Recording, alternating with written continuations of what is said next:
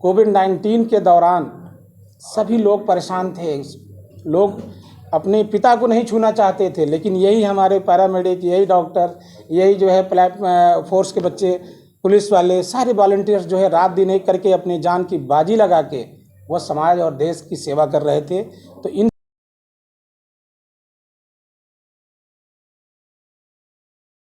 एक आदमी कोई भी काम नहीं कर सकता है। जिस तरह से एक अकेला चना बाहर नहीं फोड़ता है, तो हम सबकी जिम्मेदारी है, 140 करोड़ हिंदुस्तानियों की जिम्मेदारी है कि सब लोग बढ़ चढ़ के अपने जिम्मेदारी और संविधान के दायरे में रहते हुए कैसे हम आगे बढ़ेंगे, ये मेन मोटो है। मैं डॉक्टर सृष्टि तान्या, गायनिकोलॉजिस्ट और इनफर्टिलिटी स्पेशलिस्ट एसएस हॉस्पिटल से। मैं सर को पहले तो धन्यवाद देना चाहूँगी। सर ने इतना बढ़िया स्पीच बोल दिया है कि अब मेरे पास ज़्यादा कुछ बोलने को रहा ही नहीं है। बस मैं आप सबका धन्यवाद देना चाहूँगी कि आप लोगों ने हमें यहाँ ज्वाइन किया, हमें बहुत अच्छा लगा और आज के हमारे दिन को आप लोगों ने और भी स्पेशल बनाया, इसके लिए आप सभी का धन्यवाद। क्या कहना चाहेंगे जो बच्चे आज इस मुकाम पहुँचने वाले हैं, उनकी संदेश क्या देंगे आज? मैं यही कहना चाहूँगी कि हमें ये नहीं सोचना है कि हम तो कुछ हैं ही नहीं इसीलिए हम कुछ नहीं कर सकते। अपने स्तर पे हम जो कर सके हमें वही करना है और हर एक इंसान इतना कैपेबल है कि वो अपने देश के लिए छोटी अपने ही लेवल पे कुछ ना कुछ कर सकता है। तो हमें अपने स्तर पे हम जो कर सके वो करना है।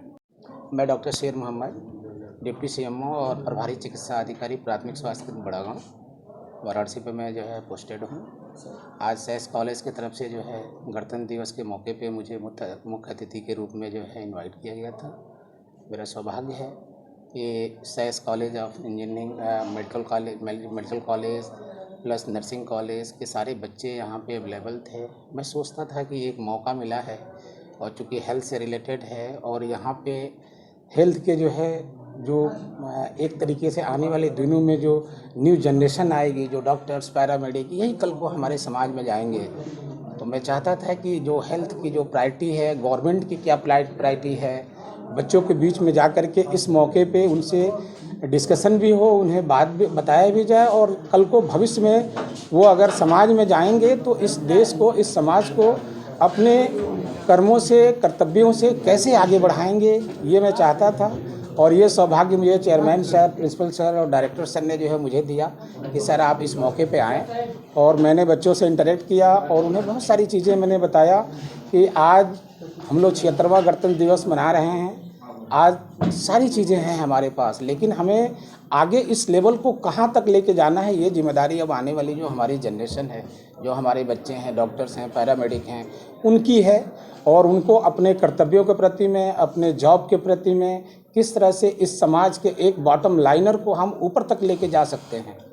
एक मेडिकल क्षेत्र में जुड़े होने के नाते हमारा कर्तव्य बनता है कि इस ज़िले, इस प्रदेश और देश में, उस क्षेत्र में जितना हो सकता है हम हेल्प करें। और हम एक आदमी कोई भी काम नहीं कर सकता है।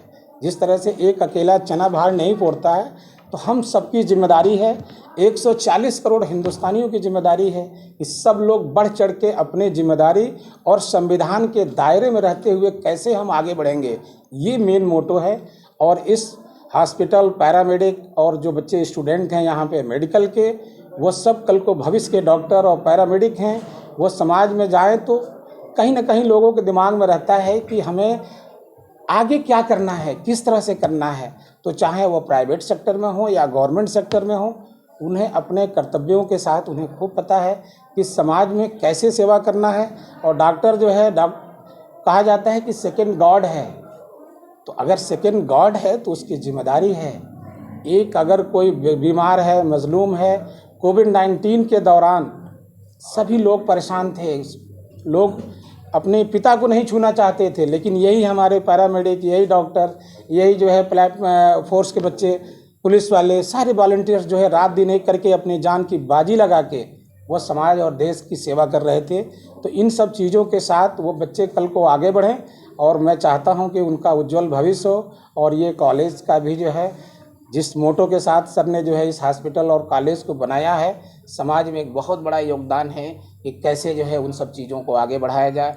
और ये बहुत बहुत शुभकामनाएं मेरी तरफ से कि ये जो है दिन दूनी रात चौगुनी आगे बढ़े और यहाँ के बच्चे आगे कल को समाज में निकल के अपने द्वारा जो है इस देश में कितना योगदान कर सकते हैं, और किस तरीके से ईमानदारी से लॉयल्टी के साथ रह के संविधान के दायरे में रहते हुए काम करें और आगे बढ़ें, यही उनके साथ शुभकामनाएं। मैं Aditya Jha, chief operating officer SAS hospital Harua, आप सभी का बहुत स्वागत करता हूं, सभी मीडिया भाइयों का, जो इस जो रिपब्लिक डे होता है उसके सेलिब्रेशन को लोगों तक पहुंचाना चाहिए। क्योंकि जब हम बच्चे थे, प्रभात फेरी, बचपन से हम लोग नया ड्रेस पहनना, तो वो इंथुजियाज्म थोड़ा कहीं ना कहीं कम लगता है। तो we thanks to you that you people came here, और आप लोग इस चीज़ को आगे बढ़ाएंगे। Thank you.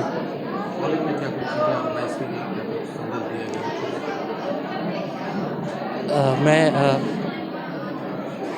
के कार्यक्रम जो किए गए बच्चों के द्वारा किए गए कितने सराहनीय कार्य मानते हैं? बिल्कुल, देखिए, बच्चों को इन्वॉल्व करने का हमारा एक ही मकसद होता है कि बच्चे जो हैं वो कल के भविष्य है। आज से अगर उनमें पेट्रियोटिज्म और थोड़ा सा और हम लोग उसमें उनको देश के प्रति कर्तव्य का बोध कराएंगे तो आगे चल के वो एक अच्छे नागरिक बनेंगे। तो उसी में हमारा ये एक कदम है। बाकी आप हॉस्पिटल के बारे में कुछ पूछना चाहते हैं तो आप पूछ सकते हैं। क्या खूबियाँ हैं इस हॉस्पिटल में और कितनी सुविधाएं मरीजों को दी हैं? ये बहुत अच्छा सवाल आपने पूछा है कि देखिए, खूबियाँ सारे हॉस्पिटल्स अच्छे हैं। हमारे हॉस्पिटल में जो यूएसपी है, यूनिक सेलिंग पॉइंट जिसको आप कह लें, जो हमारा यूएसपी है वो ये है कि हम लोग एक सिंगल रूफ में, जैसे आप जानते होंगे कि प्रधानमंत्री जी का एक बहुत बड़ा एक योजना है आयुष्मान भारत योजना।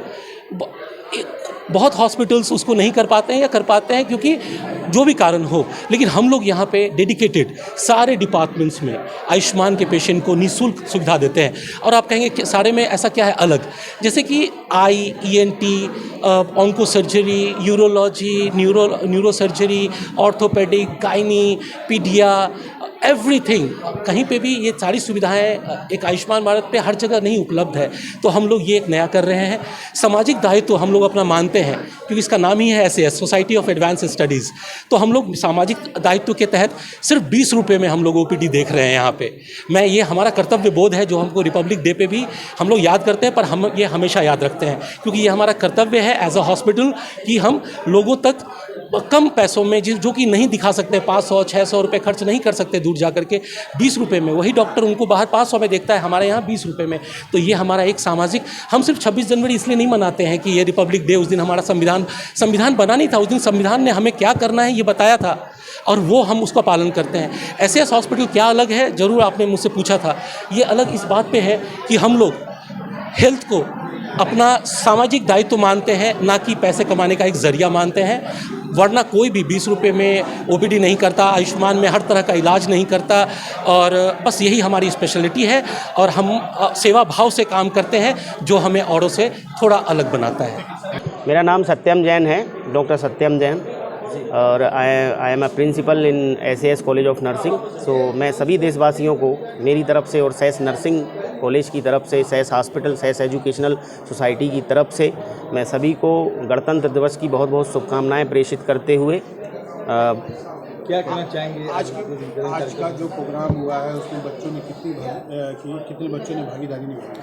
आज का जो प्रोग्राम है वो रिपब्लिक डे का प्रोग्राम है। इसमें हमारे चीफ गेस्ट श्री शेर मोहम्मद सर, जो कि डिप्टी सीएमओ और प्रभारी उप चिकित्सा यहाँ पे बड़ा गांव पीएचसी के जो प्रभारी हैं वो मुख्य अतिथि थे। और हमारे सेंटर हेड सर थे यहाँ पे मौजूद, हमारे एडी सर थे, हमारे चेयरमैन सर अनीश सर थे, और सभी की मौजूदगी में पूरा प्रोग्राम हुआ। और समस्त विद्यार्थी, चाहे वो नर्सिंग के हों, लगभग 100% उपस्थिति के साथ उपस्थित थे, जबकि आज संडे है। और क्या विशेष किया गया? विशेष कार्यक्रम में तो ये है कि जो प्रभारी सर की जो स्पीच थी, कहीं ना कहीं वो स्पीच बहुत मोटिवेशनल स्पीच थी। और उनके शब्दों में उन्होंने डायरेक्टली ये कहा कि हम अधिकार तो ले लिए हैं, संविधान की सभी बात करते हैं, लेकिन संविधान है क्या? संविधान सबको पढ़ना चाहिए, संविधान को समझना चाहिए, और ये व्यवस्थाएं जो भंग हैं, व्यवस्थाएं जो अव्यवस्थित हैं, ये कौन निभाएगा?